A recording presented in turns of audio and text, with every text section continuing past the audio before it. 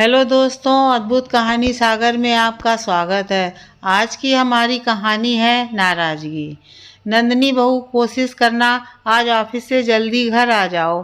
दामाद जी जरूरी मीटिंग के चलते यहाँ आए हुए हैं। स्कूल की छुट्टी भी थी तो दीपिका और दोनों बच्चे भी साथ में आने वाले हैं।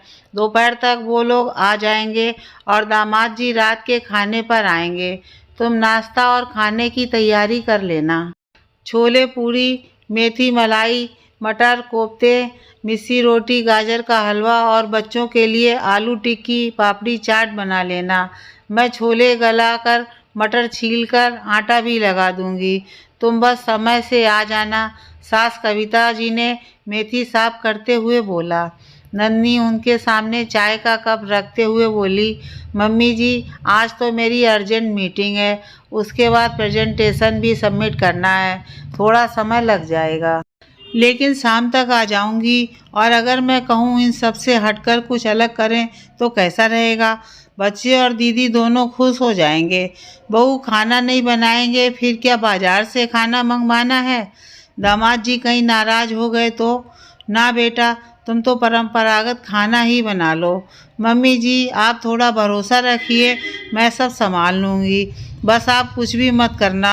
बोल अपना लैपटॉप, बैग और गाड़ी की चाबी उठा ऑफिस निकल गई। शाम से पहले दीपिका और बच्चे पिंकी चीकू घर पहुंच गए। सविता जी ने चाय, मठरी और चॉकलेट मिल्क शेक तैयार कर रखा था। चाय पीते पीते दीपिका बोली, माँ ये सब क्या है? जब आपको और भाभी को पता था कि मैं आ रही हूँ फिर वो यहाँ क्यों नहीं है? मजाल है मेरी एक भी ननद घर आ रही हो और मैं घर से बाहर कदम रख दूँ। मेरी सास सारा घर सर पर उठा लेती है, चाहे कितनी मजबूरी क्यों ना हो। और एक आप हैं जो बहू आने के बाद भी चाय बना रही हैं, तो क्या ही मतलब है बहू का? दीपिका बेटा, उसकी ज़रूरी मीटिंग थी, अभी फ़ोन आया था, बस निकल ही रही है, रास्ते में है, आ रही है। तुझे कुछ और खाने का मन है तो मुझे बता, टेंशन क्यों लेती है? मैं हूँ ना। सविता जी बड़े प्यार से अपनी बेटी से बोली। माँ आप बड़ी भोली हो, आपको समझ में क्यों नहीं आता? नंदिनी ऑफिस के नाम पर घर के कामों से काम चोरी कर रही है। अभी से ये हाल है, आगे देखना किसी मेहमान को घर में नहीं घुसने देगी, क्योंकि घर में मेहमान आने से काम जो बढ़ जाता है। और ये ऑफिस जाने वाली औरतें हैं, कुछ करना नहीं चाहती, इन्हें अपनी पार्टियों से ही फुर्सत नहीं होती, तो ये रिश्ते नाते क्या निभाएंगी? मैं इस घर की बेटी हूँ, उसकी बड़ी ननद हूँ, उसे जरा भी नहीं लगा ननद नंदोई आने वाले हैं तो एक दिन की छुट्टी ले लेती, तब मैं समझती कि उसे रिश्तों का लिहाज है। मगर यहाँ तो उल्टी गंगा बह रही है। अभी भी समय है मम्मी, संभल जाओ। दीपिका जब से आई है नंदनी के खिलाफ अपनी माँ को भड़काने में लगी है। नंदनी और रोहन की शादी 4 महीने पहले ही हुई है। दीपिका अपने भाई की शादी में ज़्यादा रुक नहीं पाई थी, उसके बाद बच्चों की परीक्षाएं आ गई थीं। अभी क्रिसमस की छुट्टी लगी तो सोचा 7-8 दिन अपनी माँ से और नई भाभी से मिल आती हूँ। सविता जी कुछ कहती इससे पहले ही नन्ही घर पहुँच अपने साथ लाया हुआ सामान रसोई में रखती है। तुरंत मुँह हाथ धो कपड़े बदल कर रसोई संभालती है और फटाफट बच्चों के लिए पिज़्ज़ा और कपकेक ट्रे में लगाकर ले आती है, जिसको देख दोनों बच्चे उछल पड़े और बिना देर किए पिज़्ज़ा पर टूट पड़े। वाह मामी, क्या टेस्टी पिज़्ज़ा है, और ये कपकेक मेरे फेवरेट हैं। ये क्या नंदनी, तुम्हें ज़रा भी नहीं लगा कि घर में कुछ बना लेती? वैसे भी मैं बच्चों को बाहर का नहीं खिलाती, उनकी सेहत के लिए अच्छा नहीं होता। दीपिका दीदी, मैं सिर्फ बेस लेकर आई थी और अभी माइक्रोवेव में फ्रेश वेजिटेबल्स के साथ तैयार किया है, और कपकेक बैटर मैं सुबह ही बना गई थी। सब होममेड है, आप बिल्कुल चिंता मत कीजिए, सभी कुछ हाइजीन है। 2 घंटे बाद दीपिका फिर रसोई में आई तो देखा नंदनी अप्पे के सांचे में घोल भर रही थी। उसने कटोरियों में देखा नारियल और टमाटर की चटनी और सांभर तैयार देखा। अरे नंदनी, आज खाने में क्या बनने वाला है? दीदी मसाला डोसा, अप्पे और फ्राइड इडली है। तुम्हें एक बार पूछना तो चाहिए था, दीपेश को डिनर में खाना चाहिए होता है। कुछ अच्छा बनाने में तकलीफ थी तो रोटी सब्जी दाल चावल ही बना देती, मगर तुमने तो नाश्ता बनाकर रख दिया। लगता है तुम्हें तुम्हारे ननद नंदोई अभी से भारी लगने लगे हैं। माँ के जाने के बाद तो इस घर में आने की मुझे सोचना ही नहीं चाहिए। गुस्से से बोलती हुई अपनी माँ के कमरे में चली गई और शिकायतें करने लगी।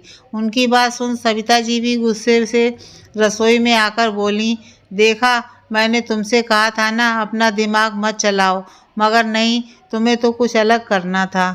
छोले पूड़ी बन जाते तो दामाद जी भी खुश हो जाते, मगर नहीं, यहाँ तो तुमने मेरी बेटी को ही नाराज कर दिया, कहते हुए वहाँ से चली गईं। अब नंदनी को समझ में नहीं आ रहा था आखिर उससे गलती हुई तो क्या हुई। दीपेश जी को आने में अभी समय था।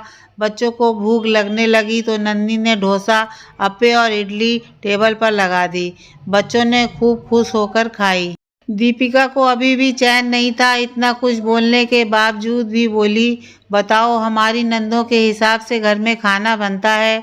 मजाल है कि हम अपने मन से कुछ कर जाएं। जब भी आती हैं सासू माँ और मेरे बीच खटास पैदा करके ही जाती हैं। सुबह से लेकर शाम तक नौकरों की तरह लगी रहती हूँ, फिर भी कभी दो बोल तारीफ के नहीं बोलती। और यहाँ मेरा आना इतना बुरा लग रहा है कि खाने के समय नाश्ता बनाकर रख दिया है। मम्मी आप मेरी मानो तो एक काम करो, बाहर से खाना ऑर्डर कर दो, वरना दीपेश घर जाकर सासू माँ को बोलेंगे तो सासू माँ मेरी खाल खींच देंगी कि दामाद को 2 रोटी खिलाने की ताकत नहीं है आप लोगों में।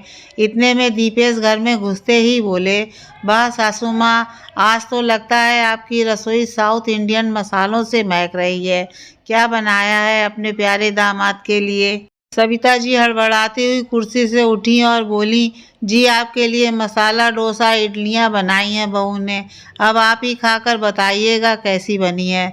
नंदनी फटाफट गर्मा गर्म मसाला डोसा, उत्पम, अप्पे, फ्राइड इडली सब कुछ टेबल पर लगा देती है। खाते ही दीपेश तारीफ में बोले, वाह मम्मी जी, आपके हाथ के खाने का तो मुरीद था ही, भाभी के हाथ का साउथ इंडियन फूड खाकर दीवाना हो गया हूँ। अब जब भी मैं यहाँ आऊँगा मुझे यही खाना परोसिएगा।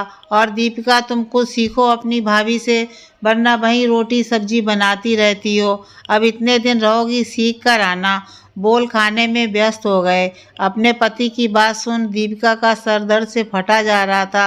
वो तो सोच रही थी कि दीपेश को खाना बिल्कुल पसंद नहीं आएगा, क्योंकि उनके नखरे भी कौन से कम थे, मगर यहाँ तो तारीफों के पुल बांधे जा रहे थे। अब उसे लग रहा था कि नन्ही के सामने उसकी बात भी झूठी पड़ गई है और साथ में अब उसी से खाना बनाना भी सीखना था। दीपेश के वापस लौट जाने के बाद नन्ही बोली, दीदी चलिए चलकर खाना खाते हैं, मैं आपके लिए स्पेशल करारा डोसा बनाकर लाती हूँ। मेरी तबीयत ठीक नहीं है, मुझे नहीं खाना ये खाना, तुम ही खाओ, गुस्से से बोल वहाँ से चली गई। तब सास सविता जी बात संभालते हुए बोली, नन्ही तू इसकी बात का बुरा मत मानना, इसकी 3 ननद है, इसके किसी काम से खुश नहीं होती, दिन रात लट्ठ की तरह नाचती है, इसके मुंह पर बुराइयां भर भर करके जाती हैं। यहाँ तक कि सास बहू में इतनी तू तू मैं होती है कि सास महीने भर से बात नहीं करती। मुझे लगता है खुद ननद बनकर सारे बदले तुझसे लेना चाहती है। मैं अपनी तरफ से उसे समझाने की कोशिश करूँगी, मगर बेटा आज मेरे कहने पर उससे माफ़ी मांग लो। जानती हूँ गलत है, फिर भी मेरे कहने पर। मम्मी जी आप चिंता मत कीजिए, मैं सब संभाल लूँगी, आश्वासन देती है। खाने की प्लेट लगा नन्ही दीपिका के कमरे में आई और बोली, दीदी मैं आपसे छोटी हूँ, इस बार आप मुझे माफ़ कर दीजिए। और ये देखिए डोसा कैसा बना है, ज़रा खाकर तो बताइए। दीपिका अभी भी राई का पहाड़ बनाकर बैठी थी, उसे सही गलत समझ में नहीं आ रहा था। तब नन्ही बोली, दीदी माना आपकी ननद आपको बहुत परेशान करती हैं, मगर आप कम से कम अपने रिश्तों में सुधार तो कर सकती हैं, तारीफ ना सही बुराई ना करके। और फिर आपको क्या मिलेगा मेरे और मम्मी जी के बीच के संबंध बिगाड़कर। दीपिका दीदी इतनी छोटी सी ज़िंदगी है, उसमें भी हम एक दूसरे से रूठ कर शिकायतें कर बिता देते हैं। अगर थोड़ा सा बदलाव किया जाए तो इसी जीवन में कितनी मधुरता और प्यार हम पा सकते हैं। और फिर एक दूसरे की भावनाओं का सम्मान करके तो दोगुना सम्मान मिलता है। इस बार मुझसे गलती हुई जो मैंने अपनी तरफ से अच्छा करने की सोचा।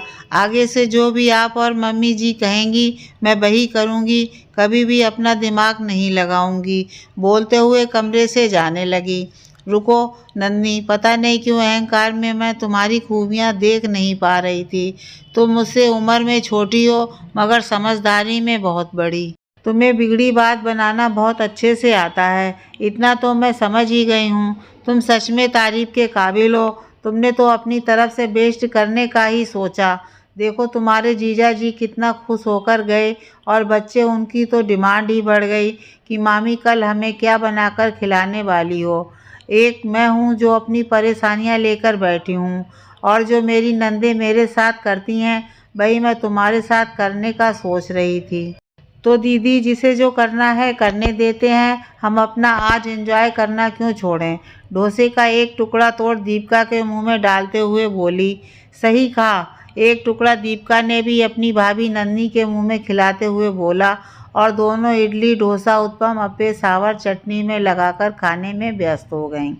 दोनों ननद भाभी को इस तरह एक ही थाली में खाता देख सविता जी के कलेजे पर ठंडक पड़ गई। चलो बिगड़ी बात आज के आज ही सुलझ गई।